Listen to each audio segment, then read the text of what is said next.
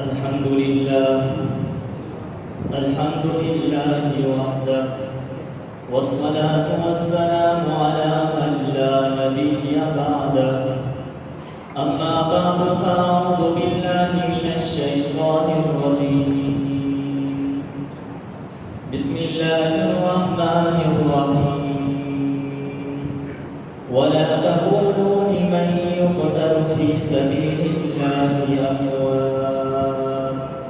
صدق الله العظيم. میرے عزیز بھائی اور دوستوں اور بزرگوں، آج میں آپ حضرات کے سامنے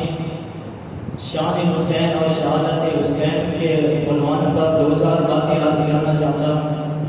کیونکہ وقت بھی مختصر ہے اور میں مختصر وقت میں اپنی گفتگو کو بھی ختم کروں گا. میرے عزیز بھائی اور دوستوں اور بزرگوں، آج 10 محرم الحرام کا دن ہے اور یہ دن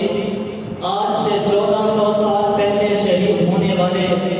حضرت سیدنا حسین رضی اللہ تعالی عنہ کی یاد دلاتا ہے. جس طرح حضرت